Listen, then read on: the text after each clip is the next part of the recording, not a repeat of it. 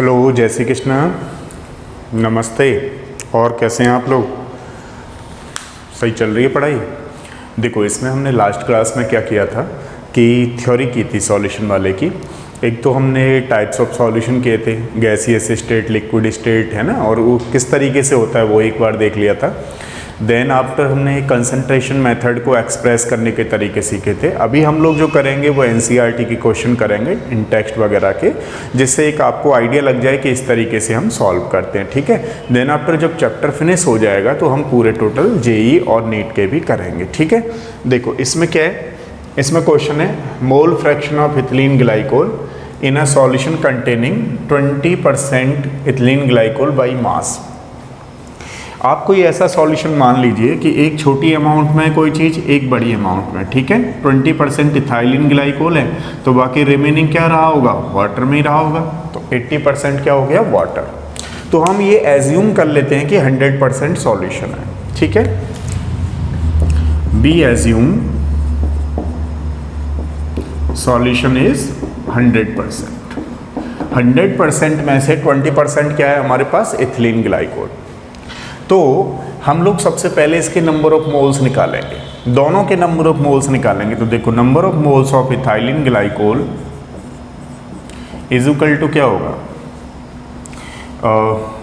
Given mass molecular mass by given mass by molecular mass, ठीक है। तो given कितना है बताओ, 20 डिवाइडेड बाई, इसका एक बार निकालना पड़ेगा, C2H6O2 होता है। तो कितना आ गया, एक कार्बन का कितना होता है 12, दो कार्बन का कितना हो गया 24 आ जाएगा, प्लस एक हाइड्रोजन का कितना होता है 1, तो 6 हाइड्रोजन का लगाना है, एक का कितना 16 इंटू 2, तो टोटल कितना हो गया 24 और 6 30 और ये 62, ठीक है।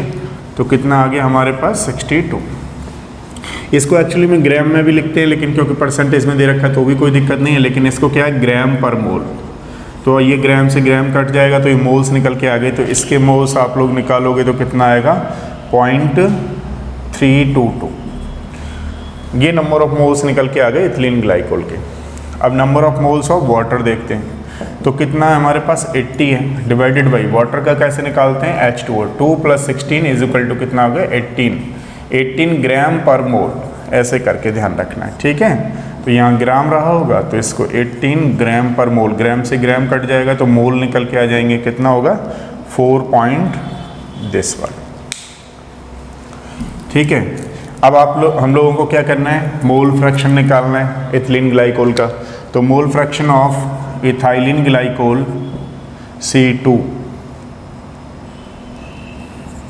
मोल fraction of ethylene glycol is equal to number of moles of ethylene glycol divided by number of moles of ethylene glycol plus number of moles of water, ठीक है। तो कितने आ जाएंगे हमारे पास, 0.322 डिवाइडेड बाई 0.322 प्लस 4.44, ठीक है।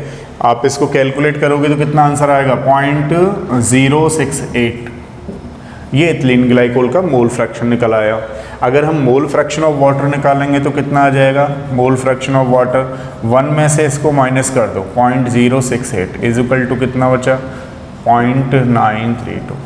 और आप लोग जानते हो मोल फ्रैक्शन की वैल्यू कभी भी 1 से ज़्यादा नहीं हो सकती है, ठीक है। तो ये था हमारे पास फर्स्ट क्वेश्चन। सेकंड देखिए किस तरीके से करना है, calculate the molarity of a solution containing 5 gram of NaOH। ml में दे रखा है, कोई बात नहीं है। देखो, इसके सबसे पहले NaOH का मोलर मास निकाल लो आप लोग। NaOH का मोलर मास निकालोगे तो Na का कितना होता है 23 + 16 + 1 इज इक्वल टू कितना आ गया 40, ठीक है। इस तरीके से ग्राम पर मोल। अब मोलरिटी का फॉर्मूला क्या होता है बताओ, number of moles of solute divided by volume in litre. Number of moles कैसे निकालते हो, given mass by molecular mass, ठीक है। तो गिवन कितना है हमारे पास 5 ग्राम, मॉलिक्यूलर मास कितना हो गया 40 gram per mole, given mass molecular mass into volume कितना है हमारे पास 450 ml। ml में दे रखा है तो ऊपर क्या करो आप 1000 से मल्टीप्लाई कर दो,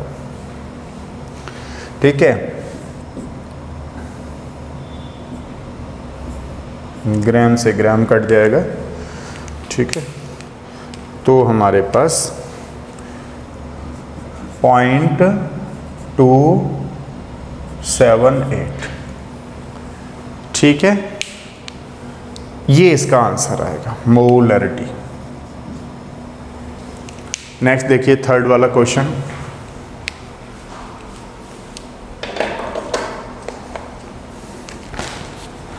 थर्ड वाला क्वेश्चन है calculate the molarity,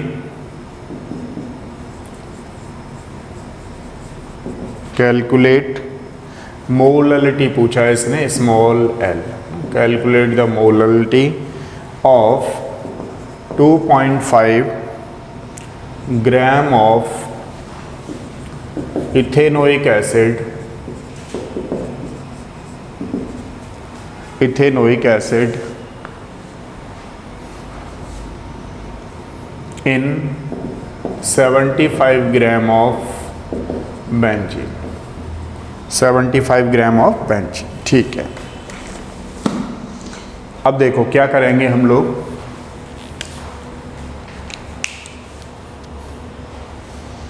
calculate the molarity. Molarity का फॉर्मूला क्या होता है, molarity is equal to number of moles of solute, number of moles of solute which are present in per KG of solvent, ठीक है। Number of moles of solute कैसे निकालते हैं हम लोग, given mass divided by molecular mass. तो पहले ये इथेनोइक एसिड को आप लोग जानते हो, ये है हमारे पास CH3COH, CH3 का कितना हो गया 15, कार्बन का कितना है 12, 12 plus 3 is equal to 15, plus इस कार्बन का कितना है 12, प्लस एक ऑक्सीजन का कितना है यहाँ पर 16, 32 प्लस 33, टोटल कितना आ गया ये 60 ग्राम पर मोल।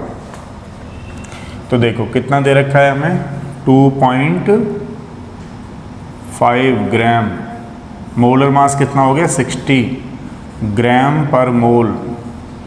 सॉल्वेंट कितना दे रखा है हमें, सॉल्वेंट कौन सा दे रखा है, बेंजीन, बेंजीन में डिसॉल्व है, ठीक है। तो 75 और ये ग्राम में दे रखा है। अब ग्राम में जब भी दे रखा हो तो ऊपर 1000 से मल्टीप्लाई कर लीजिए आप लोग, ठीक है। तो क्या आ गया ये ग्राम, सॉरी ग्राम से ग्राम कैंसिल हो जाएगा, तो आप कैलकुलेट करोगे तो कितना आएगा 0.556 मोलरिटी, ठीक है। तो इस तरीके से नेक्स्ट नोट करो। अभी और करते हैं क्वेश्चन, चलिए देखिए नेक्स्ट क्वेश्चन करते हैं, फोर्थ वाला। ये सारे इन टेक्स्ट के और एक्सरसाइज के क्वेश्चन है, ठीक है। एक्सरसाइज के तो क्या है, इन टेक्स्ट के। नेक्स्ट वाला क्वेश्चन है हमारे पास फोर्थ वाला, calculate the mass percentage, calculate the mass percentage of benzene, mass percentage of benzene and carbon tetrachloride. CCl4 लिख लूँ जल्दी से, ठीक है। CCl4 if 22 gram of benzene, if 22 gram of benzene is dissolved in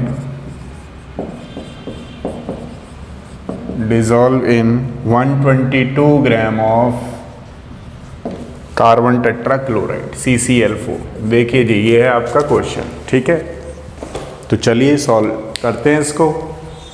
अब अगर हम बात करें इसकी, calculate the mass percentage of benzene, benzene की मास परसेंटेज कैलकुलेट करवा रहा है, एंड CCl4, ठीक है, अलग अलग करनी है, कोई बात नहीं। Mass percentage of benzene is equal to, है ना, mass of benzene divided by total mass into 100, ठीक है। मास कितना कह रहा है यहाँ पे 22 ग्राम। देखो ध्यान दो, 22 ग्राम क्या है, बेंजीन है, और 122 ग्राम क्या है, CCl4 है। तो 22 कर लो, 22 gram divided by 22 plus 122 into 100, ये 144 हो गया, तो कितना आएगा 15.28%। ठीक है, इसको ऐड करो, परसेंटेज में निकालो। नेक्स्ट अगर हम लोग निकालेंगे मास परसेंटेज ऑफ CCl4, अब करने की आपको ज़रूरत नहीं है कि उसका करो ये करो, 1 में से माइनस कर दो, 100 में से माइनस कर दो, 1 में से नहीं 100 में से करना है, ध्यान रखना। 100 में से माइनस करो, उसको कितना आएगा बताओ, 15.28 इज इक्वल टू कितना आ गया 84.72%। इसको आप डायरेक्ट भी निकाल सकते हो। ठीक है, सेकंड क्वेश्चन देखिए।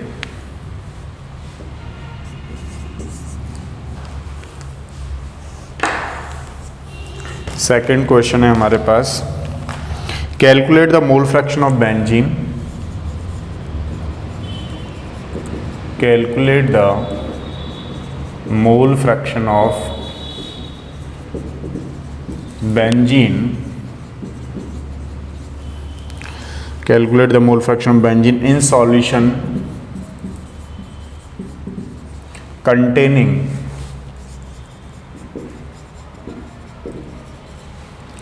containing 30% by mass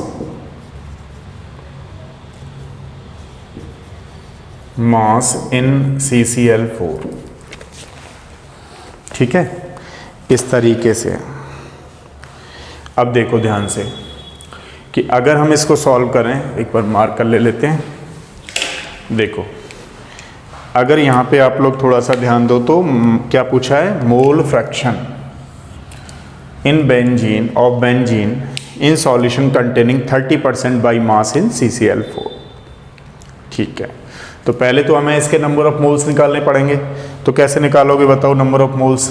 number of moles of benzene is equal to कितना दे रखा है सॉल्यूशन में 30%, और हम एज्यूम क्या करते हैं 100%।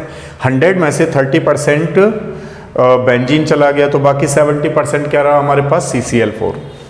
तो देखो number of moles of benzene 30 divided by benzene का मोलर मास निकालो C6H6, तो एक कार्बन का कितना होता है 12, तो 6 कार्बन का कितना हो गया 72 plus 1 into 6 is equal to कितना हो गया 78 ग्राम पर मोल।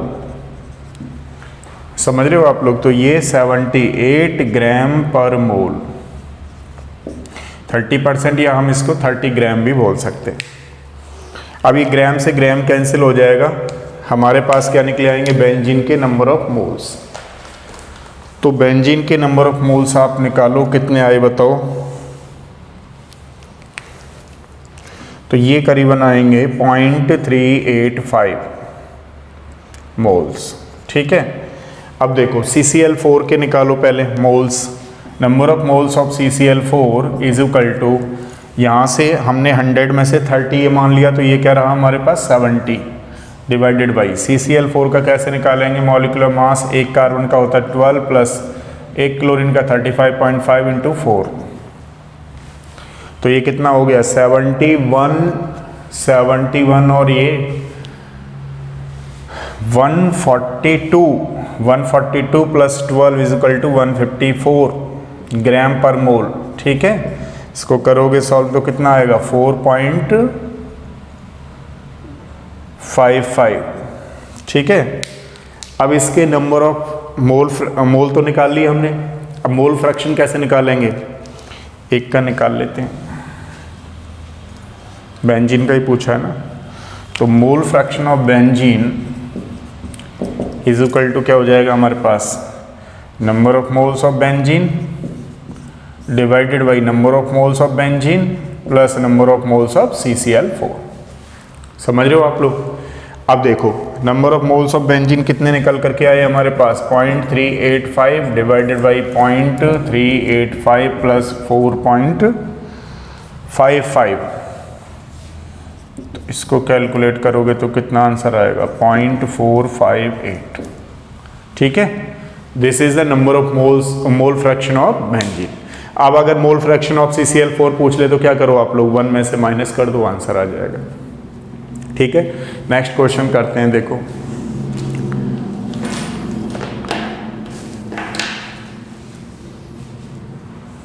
देखो एक चीज़ यहाँ मिस्टेक क्या हुई है, थोड़ा सा यहाँ पे करेक्शन करेंगे। ये है 0.455, वो गलत आएगा नहीं तो आंसर ना 0.455, सॉरी अब सही है। तो थोड़ा सा आप लोग इस वैल्यू को करेंगे तो आ जाएगा। ठीक है, नेक्स्ट क्वेश्चन करते हैं। देखो इधर ही लिख लेते हैं।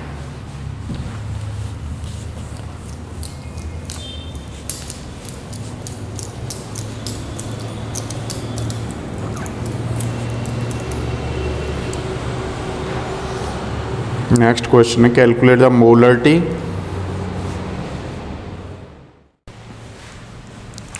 देखिए ये क्वेश्चन करते हैं, पहले हम लोग 1 बाई 1 करके करेंगे। देखिए calculate the molarity each of the following, इसमें पूछा है ना। ये सेकंड क्वेश्चन है, ये अपना थर्ड क्वेश्चन है। तो 1 बाई 1 करके देखते हैं, एनसीईआरटी के इन टेक्स्ट के क्वेश्चन है। अब अगर हम बात करें मोलरिटी कैलकुलेट करनी है तो यहीं से करते हैं, या चलो थोड़ा सा इधर बता देता हूँ आपको, साफ दिखेगा, है ना। देखो अगर हम फर्स्ट की बात करें तो 30 ग्राम ऑफ कैल्शियम नाइट्रेट। देखिए सबसे पहले मोलरिटी का फॉर्मूला ध्यान रखेंगे सारे बच्चे, number of moles of solute which are present in per litre solution. अब number of moles of solute कैसे निकालते हो आप लोग, given mass of solute by molecular mass of solute into volume in litre. समझ रहे हो आप लोग, वॉल्यूम इन लीटर। अब देखो सबसे पहले हम लोग मॉलिक्यूलर मास निकाल लेंगे कोबाल्ट नाइट्रेट का। तो कोबाल्ट नाइट्रेट का अगर हम मॉलिक्यूलर मास निकालें, ये अपनी हाइड्रेटेड फॉर्म में दे रखा है, ठीक है। तो आप क्या करिए, कोबाल्ट का आपको गिवन करेगा 58 प्लस, देखो ये 2 है तो यहाँ ट्वाइस लिख लीजिए, और नाइट्रोजन का कितना होता है 14 प्लस एक ऑक्सीजन का 16 इंटू 3 ऑक्सीजन है तो आप ऐसे लगा लीजिए, प्लस 6 इंटू कितना 18। आप अगर इस वैल्यू को सॉल्व करोगे तो आंसर आएगा हमारे पास 291.5। ये ग्राम पर मोल में प्रेजेंट हो गया, ठीक है ना, इस तरीके से। अब हम बात कर रहे हैं नंबर ऑफ मोल्स हमें कितने दे रखे, 30 ग्राम, मतलब नंबर ऑफ मोल्स तो निकालेंगे तो गिवन मास कितना हो गया हमारे पास 30 gram, given mass upon molecular mass 291.5 gram per mole, ठीक है। अब क्या दे रखा है हमें 2.3 लीटर। अच्छा ये लीटर में दे रखा है इसलिए आपको कुछ नहीं करना है, ग्राम से ग्राम कैंसिल हो जाएगा। तो ये जो आंसर आया वो आया 0.023 मोल पर लीटर, ठीक है। ये पहले वाले की है, मतलब इस वाले सॉल्यूशन की है। अब सेकंड की बात करते हैं। तो देखिए सेकंड हम 2 तरीके से निकाल सकते हैं, वो दोनों तरीके बताता हूं आपको जो अच्छा लगे आप उससे निकाल सकते हो, ठीक है। पहले फर्स्ट तरीका है मिक्सिंग का। इसका जो बी पार्ट है हम वो कर रहे हैं, मिक्सिंग लिख लीजिए, m1 b1 is equal to m2 b2। अब जरा ध्यान से समझिएगा, मतलब पहले हमने क्या कर रखा है 30 ml वॉल्यूम ले रखा है जिस समय इसकी मोलरिटी कितनी है इतनी, फिर 50 ml में 500 ml में कितनी होगी ये पूछा है, मोलरिटी उस समय कितनी होगी। तो देखो कभी भी आपको 2 वॉल्यूम दे रखे हो, मोलरिटी दे रखी हो, तो आप लोग यूज कर सकते हैं मिक्सिंग का फॉर्मूला। मान लीजिए m1 b1 is equal to m2 b2 आ गया, तो m1 कितना है, मतलब मोलरिटी कितनी है उस समय 0.5 मोल, जिस समय मोलरिटी 5 है उस समय वॉल्यूम कितना है 30 ml is equal to m2 आपसे पूछा है किस वॉल्यूम पर 500 ml पर। तो आप लोग यहां से निकाल सकते हैं m2 इज इक्वल टू क्या आ जाएगा 0.5 molarity into 30 ml divided by 500 ml, ठीक है। ml से ml कैंसिल हो गया इस तरीके से, ठीक है। तो कितना आ गया यहाँ पे 0.03 मोलरिटी, ठीक है। एक तो हमारे पास ये है। दूसरा कॉन्सेप्ट क्या है कि आप ऐसे निकाल सकते हो, दूसरे तरीके से भी निकाल सकते हो। तो देखो दूसरा तरीका हमारे पास ये है, जैसे मान लीजिए आपसे बोला गया है इतना, इस 0.5 मोलर सॉल्यूशन का मतलब क्या है, 0.5 मोलर सॉल्यूशन पर 1000 H2SO4 में डिसॉल्व है। दोबारा से सुनना, 0.5 मोलर सॉल्यूशन का मतलब ये हुआ कि ये पर 1000 ml ऑफ H2SO4 में डिसॉल्व है। तो डिसॉल्व है तो पहले एक का निकाल लेते हैं। मान लो 0.5 मोलर H2SO4 कितना कंटेन है 1000 ml। तो आप लोग क्या करेंगे, यहाँ पे हम लोग क्या करने वाले हैं कि जैसे 0.5 डिवाइडेड बाई 1000 में प्रेजेंट है तो 30 ml दे रखा है तो 30 से मल्टीप्लाई कर दीजिए, ठीक है। तो ये नंबर ऑफ मोल्स निकल करके आ जाएंगे हमारे। जैसे अभी एक आध बच्चा और नहीं समझ पाया उसको थोड़ा सा बताता हूँ। मोलरिटी इज इक्वल टू क्या होता है, number of moles divided by पर लीटर सॉल्यूशन, ठीक है। अब मुझे मोलरिटी गिवन है तो पहले नंबर ऑफ मोल्स निकालने हैं। तो नंबर ऑफ मोल्स निकालने के लिए मैं क्या करने वाला हूँ बताओ। नंबर ऑफ मोल्स निकालने के लिए मोलरिटी कितनी है हमारे पास, दिस वन पर 1000 में प्रेजेंट है तो 30 ml में कितनी होगी, ये वाला। तो नंबर ऑफ मोल्स निकल के आ जाएंगे इस चीज से हमारे पास, ठीक है। तो नंबर ऑफ मोल्स कितने निकल करके आए हमारे पास 0.015, ये नंबर ऑफ मोल्स आ गए। अब आप वहां रख दीजिए इसको इस वाले उसमें। तो नंबर ऑफ मोल्स निकल के आ गए 0.015 डिवाइडेड बाई 500, ये ml में दे रखा है तो 1000 से ऊपर मल्टीप्लाई कर लीजिए, ठीक है। तो कितना आ जाएगा अपने पास 0.03 मोलर, समझ रहे हो। एक ये आ जाएगा आंसर। एक बार नोट करिए फिर करते हैं इसको।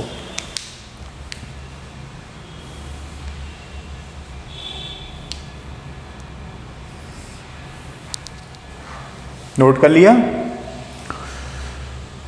ठीक है। देखो अब सेकंड क्वेश्चन करते हैं हम लोग।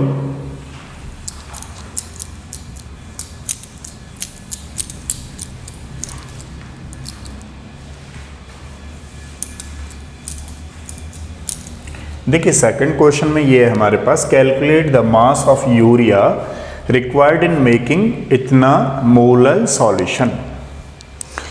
तो इसके लिए हमें अगर करना है थोड़ा सा ध्यान देना पड़ेगा, आपको एक बार समझना पड़ेगा पहले। Calculate the mass of urea required in making इतना किलोग्राम ऑफ दिस वन। तो सबसे पहले हम इसमें ऐसे करते हैं, the mass required in aqueous solution. अब ये हमें कितने में दे रखा है, किलोग्राम में दे रखा है, तो आप इसको पहले ग्राम में बदल लीजिए। इतना kg इज इक्वल टू कितना ग्राम, 1000 से मल्टीप्लाई कर देंगे तो ये आ जाएगा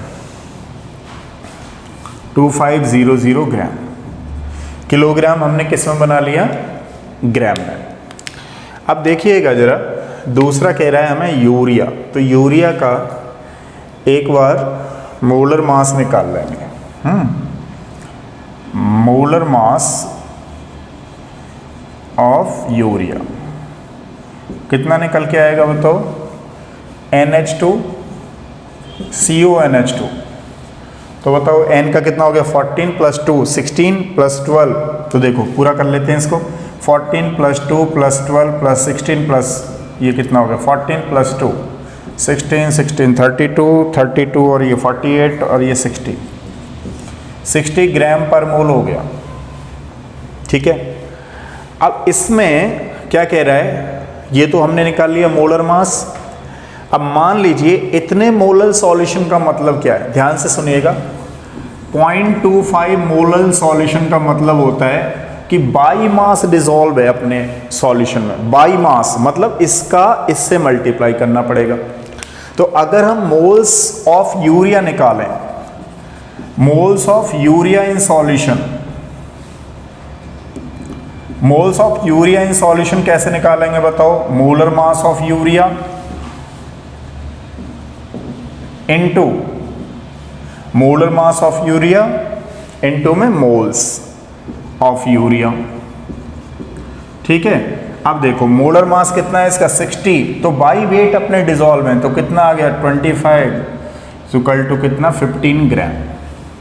तो मान लीजिए अब हमने इतना निकाल लिया कि ये कितने ग्राम के प्रेजेंट होगा, तो मतलब इसका मल्टीप्लिकेशन उसके मोलर मास से कर देते तो इतना पता लग गया हमें कि ये 15 ग्राम इसमें डिसॉल्व है। तो यहाँ वाटर का कितना रहा होगा पर 1000 ग्राम में डिजोल्व में। तो अगर मैं आपसे पूछूं मास ऑफ वाटर या एक्वस सॉल्यूशन, तो ये जो 15 ग्राम है वो तो 1000 ग्राम में प्रेजेंट होगा ना, ठीक है। तो टोटल मास ऑफ सॉल्यूशन कितना हुआ, total mass of solution is equal to हुआ 1000 plus 15 is equal to 105 gram, इतना है इसका। अब क्या करना है हमें, ठीक है इतना हम निकाल रहे। अब कह रहा है कि इतने में कितना होगा, 2500 ग्राम में कितना प्रेजेंट होगा। तो देखो क्या करेंगे हम लोग, 15 ग्राम डिवाइडेड बाई 1000 इंटू 2500 ग्राम में, तो कितना आ जाएगा इसका बताओ, कैलकुलेट करो एक बार। 36 पॉइंट समथिंग आना चाहिए इसका, ठीक है। तो 36.95 ग्राम आएगा। अब बात समझ में आ गई नहीं आई, एक बार दोबारा समझाता हूं। देखो ये क्या कह रहा है, पहले वाले को हटा देता हूं एक बार के लिए। देखो फर्स्ट वाला थोड़ा सा हटा देते हैं। अब फर्स्ट वाला हटा करके आप सुनिए, calculate mass of urea required, कितना रिक्वायर्ड होगा इन मेकिंग इतना kg of this molal aqueous solution. तो सबसे पहले आपको ये देखना पड़ेगा कि मास रिक्वायर्ड, इसमें पूछा है कि इसमें कितना रिक्वायर्ड होगा। तो सबसे पहले इस kg को आप ग्राम में कन्वर्ट कर लीजिए। देन आफ्टर क्या करिए कि मोलर मास जो यूरिया का है, ये आप जानते हो निकालना, 60 ग्राम पर मोल निकल के आ गया। अब ये सॉल्यूशन में प्रेजेंट है, तो सबसे पहले बाई मोल्स अपने मास के अकॉर्डिंग, बाई मास प्रेजेंट है तो 15 ग्राम निकाल लिया हमने। अब ये सॉल्यूट का मास हो गया। अगर मैं आपसे पूछूं मास ऑफ यूरिया, तो कितना निकल के आया, 15 ग्राम। मास ऑफ यूरिया 15 ग्राम निकल के आया। और टोटल मास कितना हो गया सॉल्यूशन का, 15 प्लस पर 1000 में प्रेजेंट है, तो 1015 ग्राम। अब इसमें कितना प्रेजेंट होगा, तो दिस वन आप लोग निकाल लोगे, ठीक है। थर्ड वाला क्वेश्चन करते हैं। देखो